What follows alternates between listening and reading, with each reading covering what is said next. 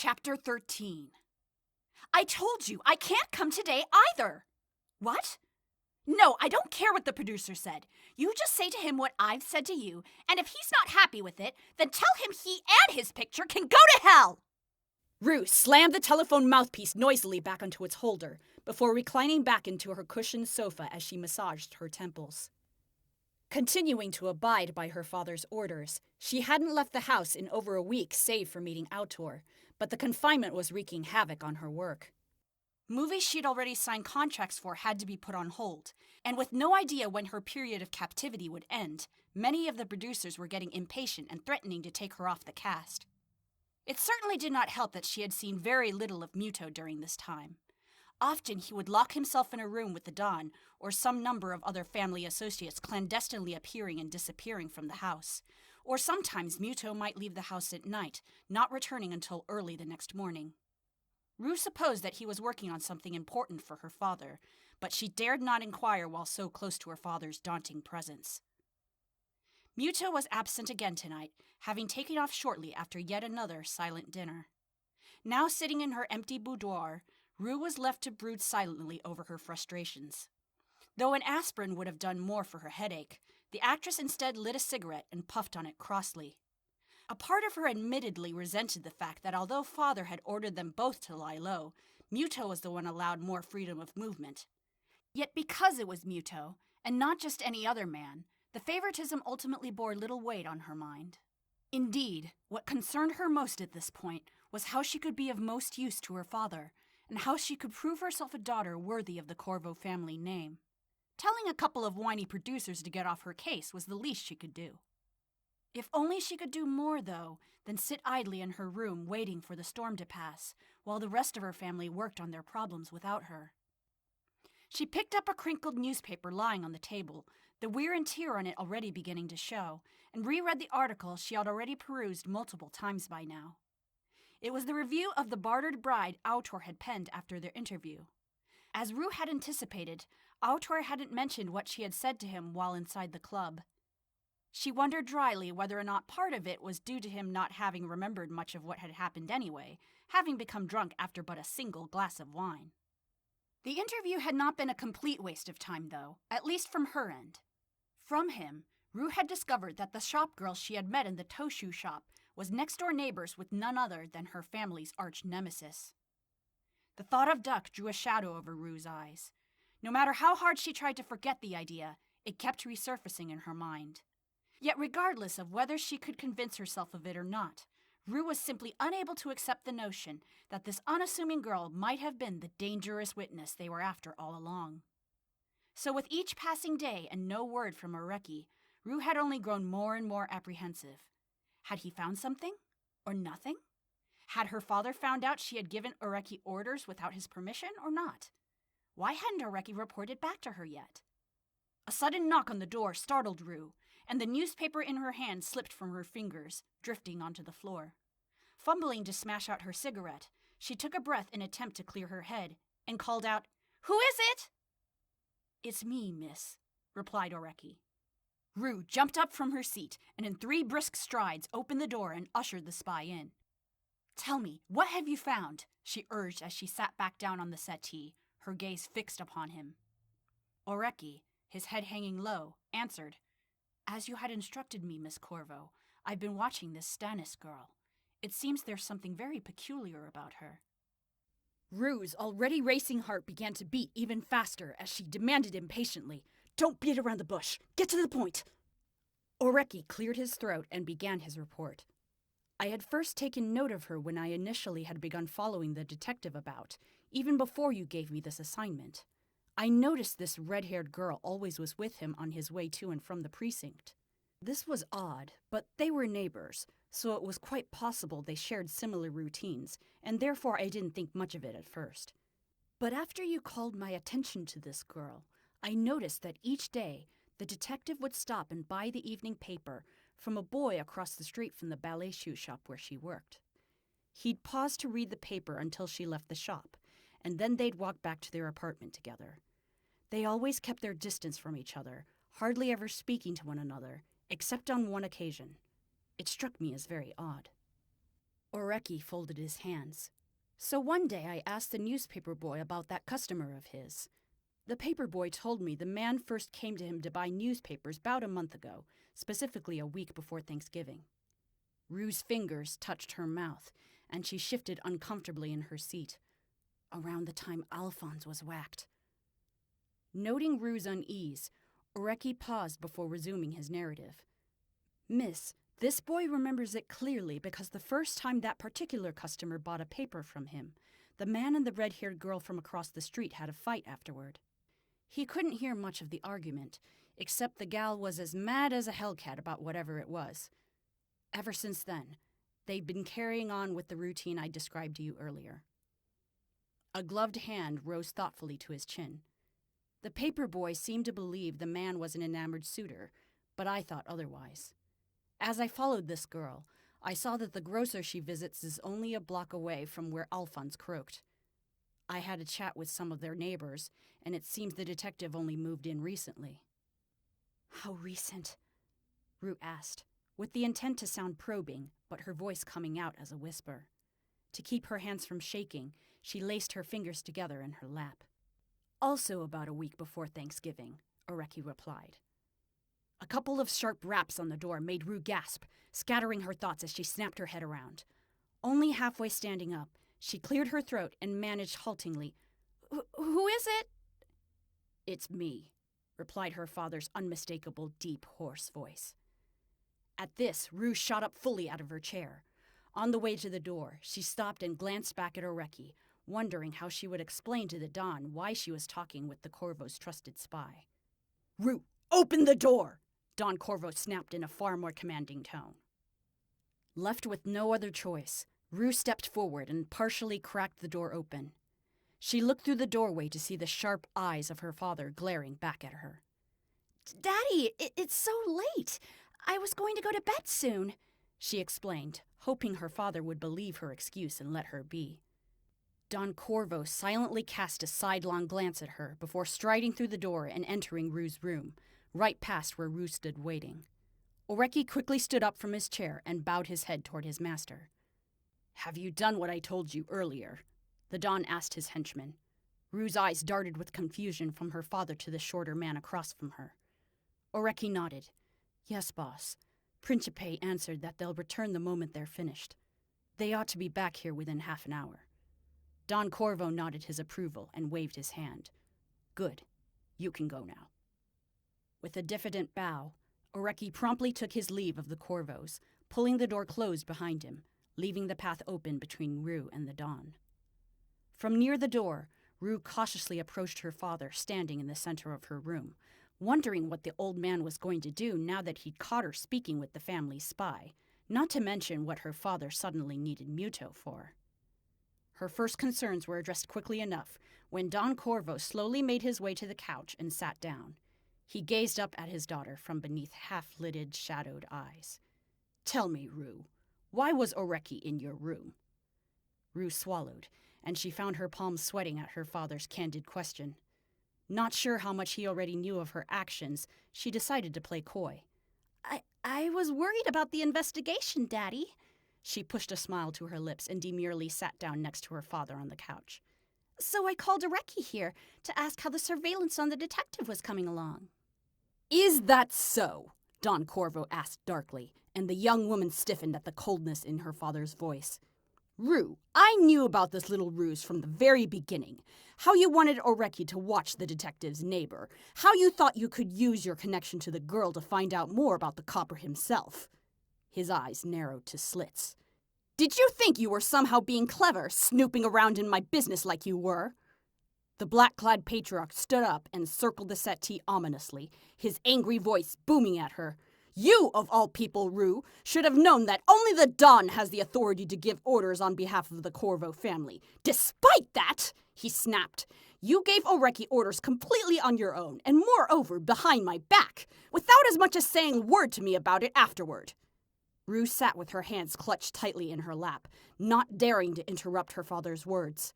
Don Corvo planted himself behind Rue, and though he was but a stooping old man, his towering presence gave off a threatening air that made even his own daughter tremble beneath him. Do you remember the reason I gave you the name of Rue? Don Corvo looked down at the cowering young woman. Her head bowed, Rue whispered, "Yes, Daddy." "But it seems you've forgotten, so I will remind you now," the Don said, pacing back and forth behind Rue again, the sound of his cane tapping rhythmically against the marble floor. "Even though you are my own flesh and blood, you are not my heir. Only a son could rightfully take over my position as the Don of this family, this thing of ours." He took a breath and sighed deeply. "I had hoped when you were born that you would be a boy, but alas, you were born a girl. This fact is my greatest regret, my one dearest Rue." He paused, a rare moment where he seemed to need effort to hold his emotions back. Then he took another breath and continued. "Even then, my daughter, I still love you. After all," Don Corvo explained, "I raised you after your mother passed away and provided you with the best education money could buy, so you would never bring shame to the family and would one day find a man suitable to become my heir. However," his voice rose as he began to scold her sharply, stopping once more in his tracks, "by hiding your intentions from me, you jeopardize the family's interests, and by endangering the family, you endanger me and all that I've ever worked for." The Don's low voice dropped into a chilling, menacing growl. "Having been so ungrateful, do you think you still deserve my love?" Desperately, Rue shook her head. Twisting around in her seat and grabbing her father's hand, gazing up at him, she pleaded, "Oh, Daddy, please! Please don't say that! You're the only family I have!" Her voice cracked as she nearly burst into tears, taking all of her self-restraint to keep from doing so. I'm so sorry! I didn't ask your permission, Daddy! I was only trying to help you! That's all I ever wanted!" As Rue choked back a sob, Don Corvo lifted her chin up with his hand toward his face, looking her straight in the eyes. Not often was Rue reminded that her distinctive wine-red eyes were inherited from her father's dark crimson ones. "Though you have overstepped your boundaries, you have redeemed yourself somewhat by picking up on the trail of this Duck Stannis girl." Rue's eyes grew wide at these words, and a sickening feeling developed in the pit of her stomach. Don Corvo chuckled, and he drew his hand back behind himself, stepping away from the stunned, raven-haired young woman before speaking again. "I had Oreki report his findings to me earlier this evening, and at that point I was already convinced that this girl was the witness we were looking for. All we needed was verification from our informant, and lo and behold, just as I was beginning to vex over the matter, a message arrived," the patriarch said as he pulled out the telegram from his suit pocket and handed it to Rue, who grasped the yellow envelope with a shaking hand. "Read it, Rue." As she slowly took out the telegram, Don Corvo said, "Your actions, though irresponsible, have saved us considerable time in plotting our moves against this witness. For that, you have pleased me." But all Rue could do was stare down in disbelief at the words, "Duck Stannis," printed before her on the pink stationery. "I was right, then," a voice murmured in Rue's mind, her pale face contorted in an expression of amazement and horror. Rue knew what this meant. If they didn't do something about the witness, Muta would be identified, and all their lives would be ruined. And if Duck was the witness, she had to be eliminated. End of story.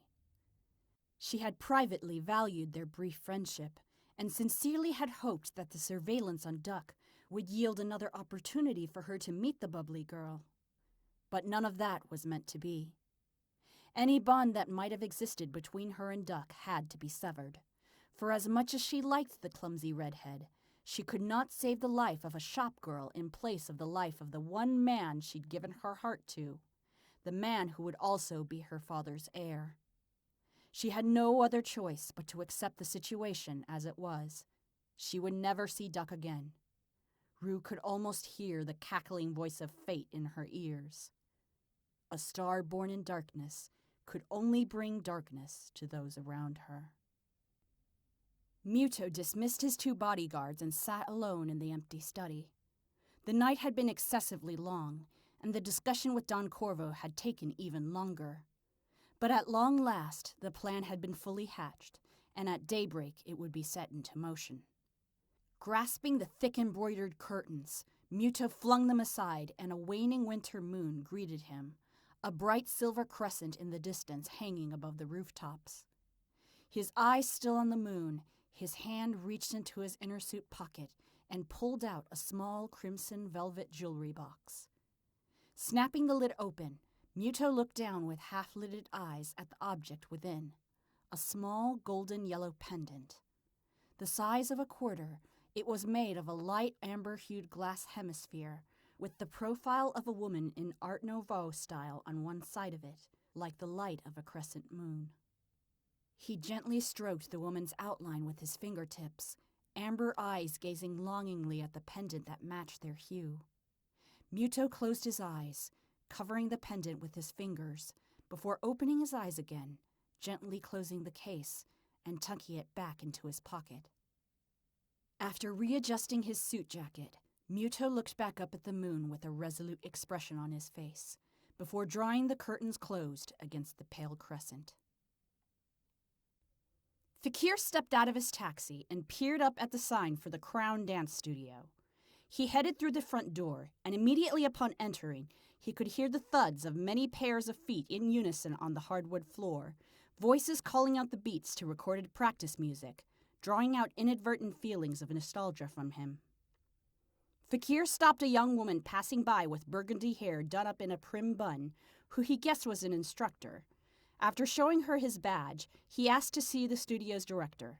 The young woman nodded and briskly strode off to return a few minutes later with a pair of adults also similarly dressed as dance teachers. One of them was a tall, broad-shouldered man, while the other was a slim woman with cropped black hair, the former introducing himself as Paulo, while the latter introduced herself as Paulo's wife, Paulamoni. "Could we help you with something, officer?" Paulamoni asked courteously, though from the frown on her face she was clearly concerned by this unexpected visit. "I'm just here to ask a few questions about a possible former student of yours," Fakir reassured them, though that did not ease the discomfited expressions from the couple's faces. "Do either of you know or remember a boy named Muto who came to study ballet here about 8 years ago?" "Muto?" the couple asked in unison before exchanging surprised looks at one another. Turning back to Fakir, Paulamoni replied, "Why, yes, we do. In fact, he was one of our best students." Fakir's heart leapt at the news, and as he promptly pulled out his pocket notebook, he urged them, "Can you tell me more about him? How long was he here for? What did he do while he was here? And how did he get along with the people here? Anything along those lines?" Paulo folded his arms and recounted. "He started here in the spring of 1916, I think. I'm the instructor in charge of the male students here at this school, and I remember being surprised that for a boy who had no previous formal training, he showed amazing aptitude and talent for his age. A natural dancer he was," the instructor said as a smile grew on his face. "He got along well with everyone as far as I know. In fact, I remember several of the girls in the beginners class had quite the crush on him," Paulo remarked with a fond chuckle. Paulamoni evidently recalled this as well, as she smiled in turn and added, "Ah, yes, and he was so polite and intelligent, too. He was a very charming boy, but he was quite well read, too, which also really surprised me, given that he'd grown up in an orphanage." She sighed, and her brows furrowed, her smile growing bittersweet. "I wish we had more to tell you than that, officer, but he left around 6 years ago, and we haven't heard from him since. He had run out of money to pay for his tuition and board, you see," Paulamoni explained. "We had been more than happy to offer to let him stay on for free, but he wouldn't have any of that." She bit her lips. "I understood that he wanted to be a gentleman and not accept other people's pity, but it was truly sad for us to lose such a promising young danseur like him." "He's all right, isn't he?" Paulo asked Fakir, his voice filled with concern. I don't know, but it's imperative that I learn as much as I can about him while he was here," Fakir said uneasily. Wanting to disguise his own discomfort, he continued right onward with his next question. "What about Elsa? She was an instructor here, right? What was his relationship to her?" At this, Paulamoni's eyes lit up, and she gave a surprised look at the detective. Elsa. Well, she had been his instructor at the time, or more specifically, she had been the instructor for the advanced girls' classes as well as the paired classes, of which he was a part. How long had they known each other? Fakir asked, his pencil tip dancing rapidly and intently across the pages of his notebook. Palamoni touched her chin thoughtfully. If I remember correctly, Muto started paired classes with Elsa in his last year with us here, but he'd met Elsa earlier when he first arrived and she had helped him improve his form, so I would say about 2 years. Were they particularly close? Yes, perhaps a bit more so than the other people at the school. I think Elsa, more than anyone else here, really tried to bring out his potential. I would often see them practicing after class, even after other students had already left for the day. Always very polite and professional with each other, Palamoni added, as if to avoid giving Fakir the wrong impression. The detective asked the couple a few more questions, but did not uncover any leads as to who might know where Muto was now, or where he had gone off to after leaving the school.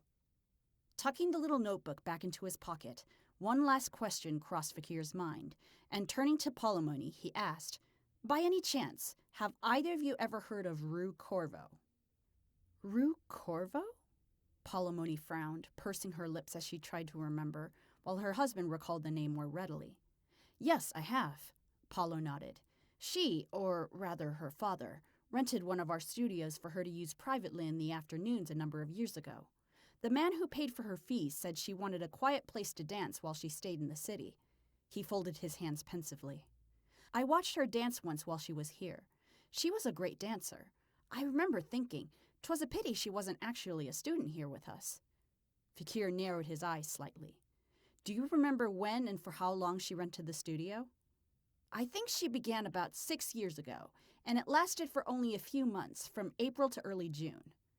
Fakir was silent for a moment, before he looked at Paulo and Palamoni and said, I'll contact you if I have any more questions. Do you have a telephone line in here? After obtaining the studio's phone number and saying a brief farewell, Fakir stepped back out into the street, deep in thought. The revelation that Rue had once rented a studio here, and that the time of her being here overlapped with when Muto left the school, convinced Fakir that it was likely during this time that the two of them had met. What exactly happened after that, he still had no clue, but the valuable information he had just gathered boosted his confidence considerably. He returned to the precinct with his head filled with theories and ideas about what could have taken place in that dance studio all those years ago. As Fakir was taking off his hat, he spotted an unfamiliar manila envelope on his desk. He picked up the envelope and flipped it around to examine it, but saw only his name written on the front side. Trying to figure out where this mysterious delivery had come from, he looked over at Malin, who was working at her desk nearby. Malin! Fakir raised the envelope into the air to demonstrate. Do you know where this came from? Malin glanced up from her typewriter and pushed up her glasses. Oh, that. Aren't those the files you wanted delivered here? A boy dropped it off earlier, so I left it on your desk. Fakir's brows drew together. But I didn't ask for anything to be delivered to the precinct. Malin blinked, clearly confused. Eh? But that's what the messenger boy had said. I'm quite sure of it. It even had your name on the front. Just because something has my name on it does not mean it automatically belongs to me, Fakir wanted to retort, but he held himself in check. Looking back at the envelope, he thought he might as well open it and see what was inside. Without bothering to get a letter opener, Fakir worked his finger underneath one edge of the envelope flap and gingerly tore one of the ends open. With one hand holding the edge of the envelope, he upended the contents, and a single black and white photograph fell out onto his waiting hand. Fakir held up the photograph and saw that it showed the tops of some unidentified buildings as if someone was looking up at them from street level. There were no trees, so he couldn't tell what time of year the photo had been taken, save that the sky had been clear that day. Growing more and more perplexed by this strange package, Fakir turned the photo over, hoping there would be some clue on the back. Instead, what he saw only mystified him further. Fakir could recognize that the letters were in Greek, but beyond that he hadn't a clue what the words meant. Unable to make sense of what any of this was supposed to say, he shook his head with frustration. This has to be some kind of stupid prank, he grumbled, and shoved the photo with its unintelligible message back into the envelope before trudging toward the dustbin. Seeing him about to chuck the packet into the trash, Malin spoke up timidly. "Fakir, are you sure it's all right to throw that away? The boy who delivered it told me that the man who gave him the envelope said it was very important that you receive it." Fakir's hand clutching the envelope, which had already been half raised above the wastebasket, froze in place as he looked up sharply at Malin. "What man? Do you know who he was?" Malin shook her head vehemently. "No, just that the boy mentioned the man had white hair and—" "When was this?" Fakir demanded, his eyes immediately wide and alert. "Are you sure that's what he said?" Taken aback by Fakir's sudden insistence, Malin shrank back, but nodded. "Yes, I'm sure. He said the man had white hair and wore a white suit. As for when the boy had come by, I think it was about 45 minutes ago." Fakir was now convinced that the person who'd sent this package had been none other than Muto himself. But what did it all mean? What was Muto trying to tell him through this photograph and the foreign expression on the back? The young detective removed the photo from the envelope again and scrutinized the Greek characters more closely.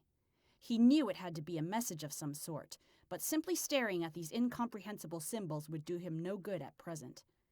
Tearing his eyes away from the inscrutable sentence, Fakir flipped the photo over and sought to find some clues from the snapshot itself. On one of the buildings in the foreground, of which only the upper portions were visible, he took note of a stone cornice with a decorative facade, featuring an eagle standing over a plaque with a Y shape in the middle. The side of the building had once been whitewashed, but due to age, the paint near the roof had begun to fade, revealing the dark brickwork beneath. To the left of this building, the corner of a shorter building was visible, and Fakir could make out the end of a billboard sign, with the letters IL visible. In front of the taller building was a utility pole, and based on the relative height of the pole to the buildings behind it, Fakir deduced that the taller building was 3 stories tall, while the shorter building was 2 stories. Finally, in the background, Fakir could make out 3 smokestacks, the middle one emitting a plume of thick black smoke. Fakir grimaced.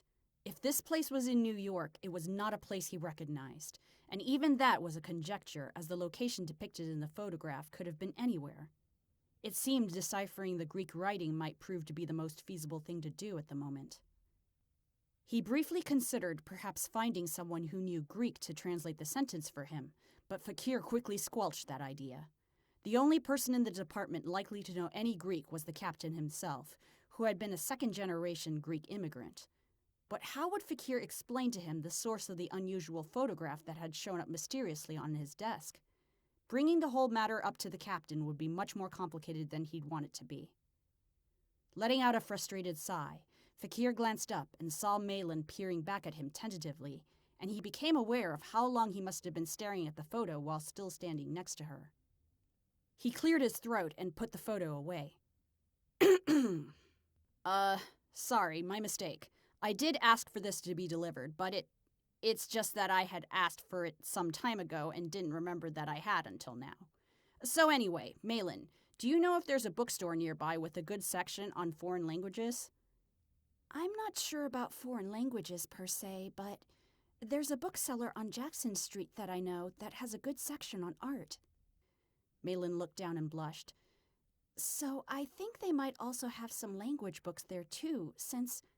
But before Malin could finish speaking, Fakir had already strolled past her, adjusting his hat as he went, turning back and saying briskly to her, "Thanks, I'll be right back if the captain asks." Once he had arrived there, the store Malin recommended turned out to have a healthy selection of Greek language books for Fakir to peruse. He plucked out a small, practical-looking dictionary and hurried at once back to the office. Once he had returned to his desk, Fakir carefully took out the photo, positioned it so that people passing by would not readily see what he was working on, and started to translate the sentence. Working with a completely unfamiliar language was like trying to decipher a code, albeit in this case not a very difficult one. Nonetheless, even with the dictionary's aid, Fakir spent the rest of the afternoon diligently working on sorting out the letters and their meanings. By the time he was done, the sun had already set, and the office had gone quiet as the other detectives had already left for the day, and the night shift only beginning to arrive. His elbows resting on the edge of his desk, Fakir glowered at the paper before him. Lines of ink had crossed out numerous incorrect translations here and there on the paper, mixed in with notes he had taken. At the bottom of the heavily written-on sheet of paper was a clear sentence, circled in black ink. "Find me on the Feast of Epiphany." Fakir thought back to an early summer afternoon when he was still only 10 years old. School had been let out for the day, and while other children headed off to play baseball or buy bonbons from the town soda shop, Fakir instead made a beeline for the St. Vitus Orphanage and Refuge. He carried a short stack of books tied together with a sturdy belt, tucked securely under his arm as the boy ran across town. When he arrived at the door, a sister who was sweeping the floor had spotted him, and after a brief greeting, let the boy in. Fakir headed for the small classroom within the orphanage compound, and paused when half a dozen children came rushing past him after being released from a 3-hour-long study session, eager to go play in the orphanage courtyard. None of them stopped to ask Fakir to come along and play with them, but the taciturn boy for his part had no interest in their trivial games anyway. When Fakir failed to spot Muto amongst the passing cadre of orphans, he continued toward the classroom. When Fakir got there, he finally found the person he'd come to see. Sitting beside the father who ran the orphanage, Muto glanced up when Fakir appeared at the door. The orphanage director, whom everyone called Father Muller, had kind eyes and a neatly trimmed white beard, and he also noted Fakir's presence. He nodded to Muto in response when the fair-haired boy had looked up at him, mutely seeking permission to be excused. "We will continue with your Greek lessons later this afternoon," Father Muller smiled at his charge. "And you can practice writing the characters after supper and once the evening chores have been done." "Yes, Father." Muto bowed his head, before picking up his notebook and pencil and coming out to meet Fakir. The two then proceeded to head towards the chapel at the eastern end of the orphanage. In the hallway toward their destination, Fakir readjusted his small stack of books under his arm and began asking, "Why did Father Muller start teaching you Greek all of a sudden?" The pair of boys let themselves into the small, empty chapel as Fakir sat down at his usual spot at the first pew on the right. "He's not expecting you to become a priest, is he?" At this suggestion, Muto laughed. "No, actually I asked Father Muller to teach me Greek," he explained, taking off his shoes and sitting down on the concrete floor to start doing his stretches. "He knows both Greek and Latin, and he said he'll teach me how to read the Greek scriptures." "But that doesn't explain why you'd want to learn it. I don't see why it'd be of any use, for ballet or otherwise," Fakir stated frankly, unfastening his stack of books and picking up the one on top. That particular book was a brand new detective novel just released off the presses, and he had been long looking forward to reading it. But right now, as Fakir gazed inquiringly at his friend, the mystery of the Greek student was of far greater interest to the young boy. From his sitting position on the ground, Muto asked, "Fakir, do you know what your name means?" "Well, yeah." Fakir set the book down into his lap. "But what does that have to do with you learning Greek?" Muto stood up and rested one foot on the back of the pew as if it was a bar, bending forward to stretch. "Father Muller told me yesterday that my name is derived from the Greek word for story." He straightened his back and gazed up at the figure of the Madonna and Child above the chapel altar. "I don't know who my mother was or why I was left at the orphanage, just that she may have been Greek based on my name. That's why I think if I learn more about the language that she might have spoken, I might learn more about who I am and who my family was." He closed his eyes thoughtfully. "Maybe she was trying to tell me something, that there is a great story of mine out there for me to discover." Switching legs, Muto took a few minutes longer to finish his warm-up exercises compared to those of the girls Fakir had seen at the ballet school. When he finally looked back at Fakir, there was a solemn expression on the dark-haired boy's face. "But what if what you'll find is something you'd rather not know?" Fakir asked, with gravity in his young voice that belied the boy's age. "What if it's not a story you'd want to hear? Muto frowned. I really don't know. But if I don't start looking, he said, his expression turning into a small smile, then I won't know either way, whether it will be a happy story or a sad story. And even sad stories are meant to be heard, right? Fakir pondered this over, before picking up the novel that he had set aside. I guess you're right. You can't tell who the culprit is if you don't get to the end of the book. He pursed his lips. Unless you're the detective, of course. Then you can find out the answer before you read it. At this, Fakir remembered that Muto had laughed heartily, and the chimes of that innocent laughter still rang in the detective's ears. What is it that you want to show me, Muto? Fakir wondered silently. Looking back down at his translation, Fakir knew that the Feast of the Epiphany was on January 6th, which wasn't for at least 3 more weeks.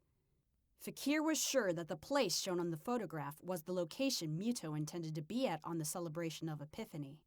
But as much as he racked his brains, Fakir could not for the life of him figure out where this place could be. Knowing when but not where something was occurring wasn't going to help him much. The telephone next to Fakir suddenly rang. Aggravated by the intrusion, Fakir picked up the earpiece and said brusquely, "What is it?" "Hello, Fakir." At the sound of Muto's voice over the crackling phone line, Fakir rose sharply from his desk, nearly knocking his chair over. "Muto, is that you?" he asked disbelievingly. "Yes. I admit our last conversation had been somewhat abrupt," Muto said, though it was hard to hear him through the poor connection as his voice cracked and dipped over the phone line.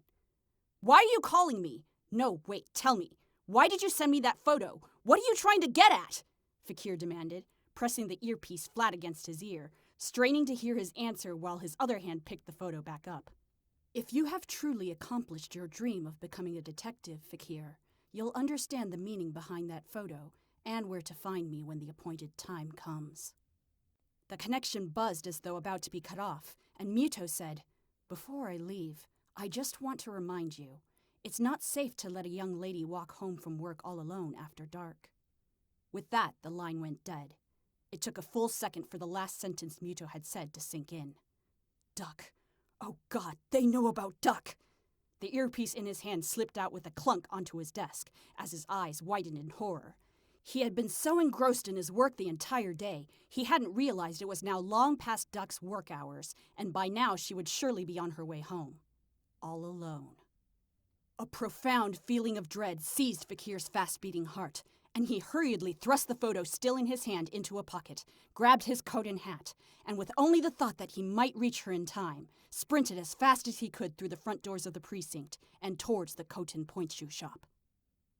Bye, Duck! See you later! Piquet and Lilier called out as they waved goodbye to their friend. Okay, I'll see you tomorrow! Duck waved back and watched as the shop door closed behind them. Turning dutifully back to her work, she picked up the damp cloth and continued wiping down the shop window. Outside, the sun had long set and a cold wind was picking up. Mr. Coton yawned, daintily covering his mouth as he entered the shop front and set down a pair of newly made toe shoes on the counter. He raised a brow when he saw Duck cleaning the shop display window. "Still working, Miss Duck. I thought you'd already have left with Miss Piquet and Miss Lilier by now." The shop girl stopped in her work to look at her employer and smiled sheepishly. "I want to try to make up a little for being late again yesterday. Besides," Duck turned back to the window, "Fakir isn't here yet either." Her hand paused as her blue eyes scanned the street beyond, looking for that familiar figure. "He's being awfully late today. I wonder if it's because of Muto. He did say yesterday that he wanted to stop by the dance studio." Duck absent-mindedly turned around, but nearly jumped out of her socks when she found Mr. Coton standing right behind her, also peering out the window. "That young man isn't here tonight," he remarked, stroking his mustache. "He's usually very punctual. Such is a sign of a truly devoted man. Indeed, faith and commitment are 2 crucial components of a blissful marriage." Duck could practically hear the church bells ringing about Mr. Coton's head, and was about to disenchant him of that idea when he added, "It reminds me of when that boy used to come by and wait for Elsa. How nostalgic." "Eh? At this, Duck's mouth dropped open in surprise. But Ma never mentioned anything like that to me before. Could it be Muto? Perhaps Mr. Koten had an idea of why Muto would have known her mother. Thus, Duck ventured to ask, Mr. Koten, do you remember what that boy looked like? Or what his name was? Mr. Koten scratched his chin, thinking as he spoke, Well, I recall that he had snow-white hair and such a lovely, handsome face. Elsa mentioned once that he was a student of hers from the studio, that his name was... Oh, was it Mute? No, Muto, that's it. Duck's eyes lit up at this revelation, and she entreated her employer further. When was this? Do you remember? Folding his hands behind his back, Mr. Koten reflected aloud. It was a number of years ago, 6 or 7 years, I think. He came around here quite often and accompanied Elsa to the studio, and then he disappeared after a few months. I didn't think much of it at first, but about a year afterward, he came by one last time, looking for Elsa. Here Mr. Koten turned to Duck and said solemnly, His last visit came after your mother had passed away, and I broke the news to him. He was absolutely devastated. I imagine Elsa had to have been a very special mentor to him for the young man to have such a deep attachment to her. So, Muto did know Ma, Duck thought excitedly. This information still might not prove to be much use in the case, but Duck was nonetheless eager to tell Fakir of her findings. Where is he today? He's never been late before, much less this late. She glanced up at the clock on the wall. She had needed to stop by the grocer today, but Fakir's absence had delayed her departure much more than she had anticipated. If she didn't leave soon, Mrs. Ebenez was going to close, and then she wouldn't even have wilting cabbage to eat the next day. Sighing, Duck finally put the rag back into the cleaning supply closet, and after a quick, Good night, to Mr. Koten, closed the door of the point shoe shop behind her and walked out onto the street. Ever since she'd witnessed the murder, Duck had begun taking a different route to Ebenez's store. However, this path was dimly lit in stretches, islands of pale streetlights interspersed among spaces of near-pitch darkness. During the daytime when Duck usually traversed the path, it was well lit by sunlight, but once the sun had sunk below the horizon, the shadowy streets were much less inviting. Duck apprehensively navigated this otherwise familiar route, more alert and wary now that Fakir wasn't there behind her. In the distance, she could hear the vague droning of motors and the bark of stray dogs that wandered the streets. Dark, huddled figures passed her by, appearing and disappearing within the shadowed zones between the stark lamplights. She didn't think she'd feel Fakir's absence so acutely, but after having had him at her back for so long, without him, the night felt much more threatening and sinister. The longer she walked, the more acutely she sensed that a pair of feet was following her. At first she told herself it was just her imagination, not seeing anyone there the first few times she had glanced behind her to check. But after traveling a few more blocks, Duck turned around just in time to see a dark figure dart into an alley behind her. Unnerved, Duck picked up her pace, and instead of heading towards the grocer as planned, she turned promptly towards home. All she wanted now was to be inside her apartment where it was safe. Marching so rapidly that she was almost running, Duck glanced behind her again and saw that the figure was racing to catch up to her. At this point, she broke out into a full-on sprint. Clutching onto her hat and handbag, she shot past street vendors and other pedestrians, veered around a sharp corner, and dodged through traffic, her heavy gasps leaving a trail of vapor clouds behind her. After turning another corner, Duck had to pause to catch her breath. She was now only 2 blocks away from home, and when she looked for the figure that had been chasing her, he was nowhere to be seen along the quiet street. Relieved that she'd apparently managed to ditch him, Duck started jogging towards home. She had run barely a few yards when a tall figure, wearing a fedora, appeared from around the corner in front of her. She sighed in relief before accosting him. Fakir, where have you been? I was waiting. Duck stopped dead as the figure walked into the lamplight. It was not Fakir at all, but instead one of the 2 shotgun-toting bodyguards who had carried out that fateful murder to which she had been the sole witness. She immediately turned to flee, but the man stalking her earlier seized her from behind and pressed a chloroform-soaked towel to her face. Duck screamed, the towel muffling her voice. She tried to kick and thrash about, but her assailants gripped firmly onto her arms and torso. They yanked her into a nearby alley, and as the chloroform started to take effect, Duck was dimly aware of a pair of car headlights parked at the other end of the alleyway, before her vision began to blur and fade out. Suddenly, Duck heard a loud noise, and the hand holding the chloroform towel to her face fell away, and she sank onto the cold concrete. She closed her eyes, her head spinning. When she opened them again, she saw the back of a familiar figure standing over her. Fakir? She murmured blearily. "Duck, run!" shouted Fakir's voice. Duck's vision snapped back into focus. The dark-haired detective had planted himself in front of her, breathing heavily as he fended off one of her attackers, while the other was picking himself off the ground after apparently having been tackled by the detective. Duck's eyes widened with shock. Fakir! Run! With a sharp whimper, Duck stumbled to her feet and scampered towards the alley's entryway. One of the mobsters gave chase, and as his hand reached out, it would have clasped around Duck's long braid, had Fakir not delivered a solid punch across the man's jaw. The blow sent the mobster to his knees, giving Duck time to dart around the corner and out of harm's way. Having seen Duck escape, Fakir heaved a sigh of relief.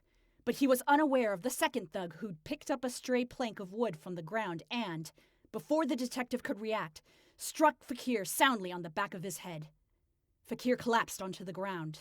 Taking advantage of the detective's dazed state, the man who'd struck him picked up the chloroform-soaked towel and pressed it firmly onto his face. Fakir tried to pull the man's hand away, but it was no use.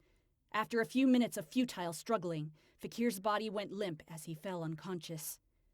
As the thug who'd been struck by Fakir massaged his swollen cheek gingerly, his crony with the wooden plank dropped his weapon and the towel to the ground and hurried over to the car parked at the end of the alley.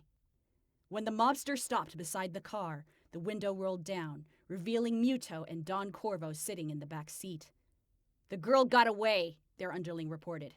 "What should we do now, boss?" Muto looked to Don Corvo, who was twisting the raven ring on his finger pensively. "Take the copper with you. We'll just have to cut our losses," the Don said gruffly. "Also, pick up the reporter fellow. We're not leaving any loose ends this time." Seated beside the patriarch, Muto said nothing, but his beige-colored brows furrowed as the car window slid closed again. Duck was unsure of where she was headed. She only knew that her legs had to keep running. The city streets, the people, the cars, all of them whizzed past her like a surreal, disjointed film. After what seemed like an eternity, she somehow found herself in front of the Stein jewelry store. As Adel stood outside the door, locking up the store for the evening, Duck stumbled toward her and collapsed at the jeweler's feet. Adel gently lifted the red-haired girl back onto her feet. "Duck, what's wrong?" A rare expression of shock appeared on the woman's face when she saw the profuse tears streaming down Duck's flushed face. Duck wrapped her arms tightly around Adel's waist, sobbing uncontrollably.